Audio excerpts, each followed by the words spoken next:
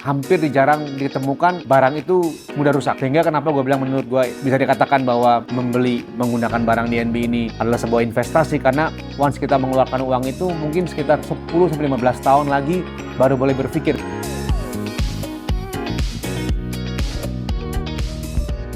Gua Bonar Abraham, gua bersama Energi 9 Perkasa. Role gua di Energi 9 Perkasa yaitu Technical Director, semuanya sebenarnya. Sedikit tentang Energi 9 Perkasa. Kita company base berdiri di Indonesia tahun 2017. Belum lama, kita masih muda, lucu. Ya, kita bergerak di bidang rental, boleh dibilang equipment ya, buat live show, audio, lampu, rigging, staging, LEDs.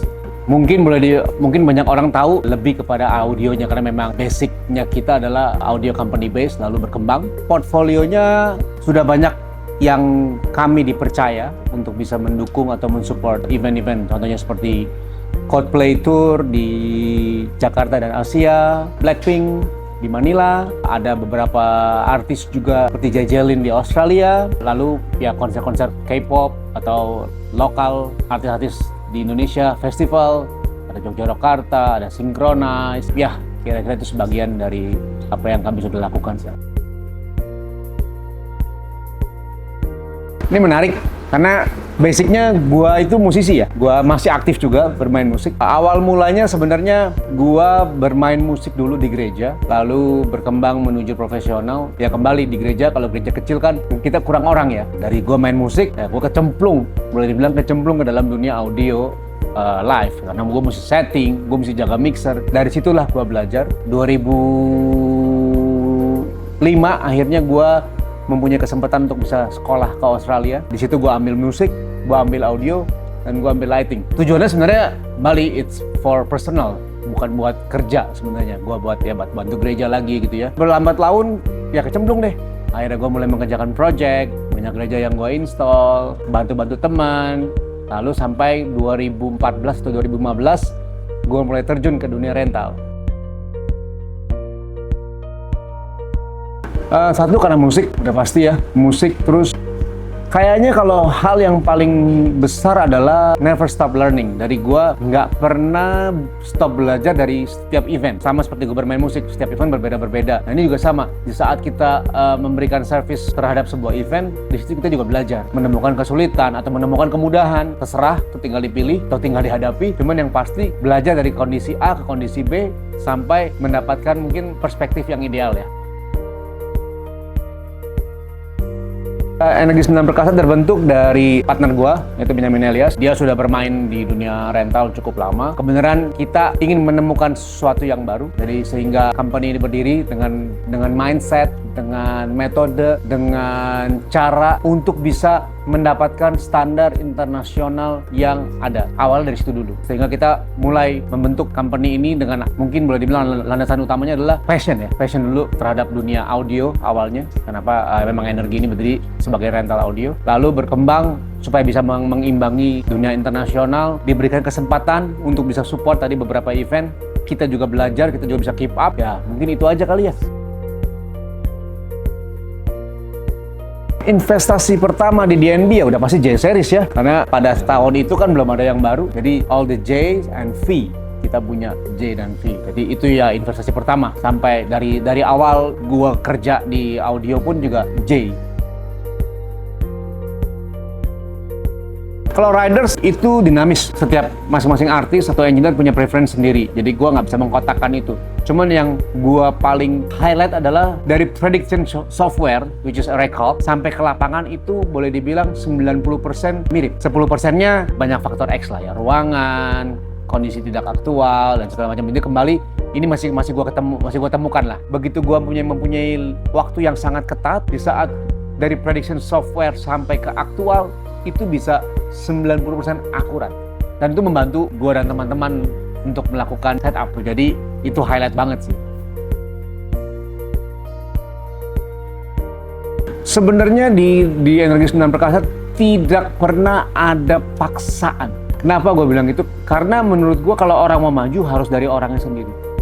Jadi gue bersyukur di teman-teman di Energi 9 Perkasa, mereka mempunyai keinginan sendiri dulu. Jadi mereka mau belajar, lalu knowledge-nya kita bukain, knowledge-nya kita siapkan, fasilitas kita siapkan, sehingga bisa membantu mereka untuk naik level setiap kapanpun mereka mau sebenarnya. Jadi biasanya kalau begitu pas lagi off season gue bilangnya ya, kita selalu berbenah, baik dari equipment sampai ke SDM. Ini menarik tentang array processing. Jadi pertama kali di announce J-Series bisa menggunakan array processing tuh gue bingung, jujur. Gue bingung karena apalagi sih gitu ya. Kayaknya kan udah aman-aman aja. Oh ternyata mereka mengembangkan teknologi sehingga bisa memanfaatkan DSP processing mereka jauh lebih powerful dan bisa memprediksikan throw-nya atau jarak tembaknya sesuai dengan kebutuhan. Sehingga buat gue waktu pas pertama kali kita coba itu gue sampai kaget. Pertama kali gue coba sebenarnya menggunakan V-Series. Di klub kita menggunakan V-Series 4 box aja, tapi throw-nya tuh sekitar 50 meter. 4 box dengan 50 meter, gue tahu ini nggak cukup. Tapi hari itu kita harus pakai 4 box gitu. Lalu beneran gue masih on hands di lapangan, di gue tuning. Gue cukup amazed sih dengan fitur-fitur yang disediakan. Lalu kita predicted di software, di lapangan tadi 90% dengan akurat. Lalu dari 4 box itu bisa sekitar 1.500 penonton cukup. Jadi wow sih, menarik. Selama berjalan menggunakan DNB berarti kurang lebih 10 tahun ya, belum lama sih, gue baru 10 tahun. Gue menemukan faktor errornya kecil pertama kali. Jadi mungkin well design yang udah pasti, well design, R&D-nya pasti bagus, sehingga gue bisa pakai at least minimum tuh rental ya, 7-8 tahun minimum untuk menemukan keeroran. Misalkan kayak high putus, driver putus, atau rusak. Itu juga yakin biasanya karena kadang-kadang ada engineer yang mungkin over level gitu-gitu ya, sudah terlalu berlebih, tapi mostly hampir jarang ditemukan barang itu mudah rusak. Sehingga kenapa gue bilang menurut gue bisa dikatakan bahwa membeli menggunakan barang DNB ini adalah sebuah investasi, karena once kita mengeluarkan uang itu mungkin sekitar 10-15 tahun lagi baru boleh berpikir. Dan itu kayaknya masih banyak juga, contohnya kayak energi gitu masih menggunakan J yang umurnya sudah 20 tahun, boleh dibilang masih bisa digunakan dan nggak kenapa-napa, masih soundnya masih oke. Dan dari awal kita invest sampai sekarang mungkin ya sudah boleh dibilang ya berimbang lah dengan cost dan investment itu. Pasti ada.